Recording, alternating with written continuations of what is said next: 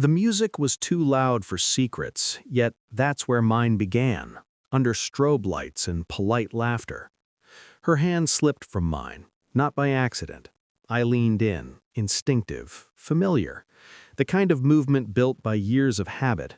I aimed for her cheek first, safe, public, harmless. She pushed me back, harder than necessary.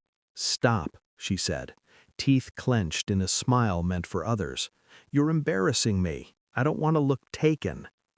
The words didn't echo, they sank. Around us, colleagues spun and drank and pretended not to notice. Someone laughed too loudly. Someone else watched too closely. I felt the ring before I understood the sentence. The metal was warm, always had been. It slid easier than it should have. I didn't raise my voice. Problem solved. I placed it on the cocktail table between two untouched glasses, gold catching the light, small, final. A pause rippled through the room. Eyes moved, whispers followed. Her face changed in stages, confusion, calculation, then fear. I stepped back into the crowd, and for the first time that night, I watched her instead of loving her. People assume betrayal announces itself with lipstick stains or late-night calls. It doesn't. It arrives quietly, with posture, with tone, with the way someone edits you out of their sentences. She'd been doing that for months. I was no longer we. I was a scheduling inconvenience, a background detail. I told myself it was stress, promotions, long hours. The company had swallowed her whole. That's what ambition does, I thought. It narrows vision.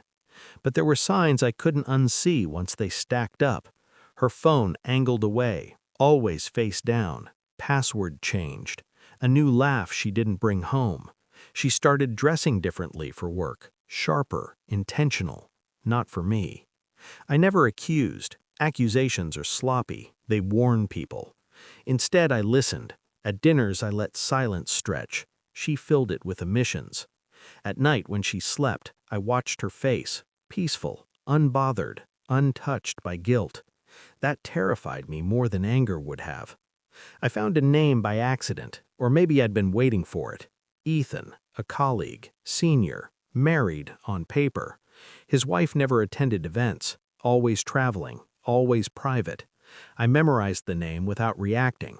That's when the suspicion stopped being emotional and became operational. I didn't spy, I audited. Phone records don't lie, they just don't volunteer. I paid for a detailed breakdown, dates, durations, patterns, numbers repeating like a pulse. I watched her calendar, meetings that ran late, client dinners that didn't exist. I followed once, just once. She didn't notice me behind the tinted glass. She never looked back.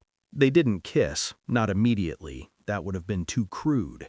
Instead, they walked close, familiar, intimate in the way only practiced liars are. I went home and cooked dinner, asked about her day. She lied easily. That hurt more than the lie itself.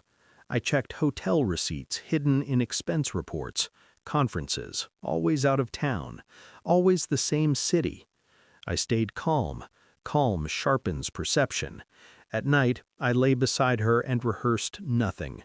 No confrontations, no speeches. I didn't want the truth from her mouth. I wanted it verified.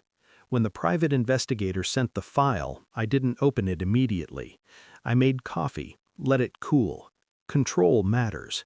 Inside were photos, dates, a timeline so clean it felt curated. There was no ambiguity, only confirmation. I printed one page, just one, a photo of them entering a hotel, hands touching, casual, confident. I left it on the kitchen table, didn't say a word. She saw it before her coffee. Her breath caught.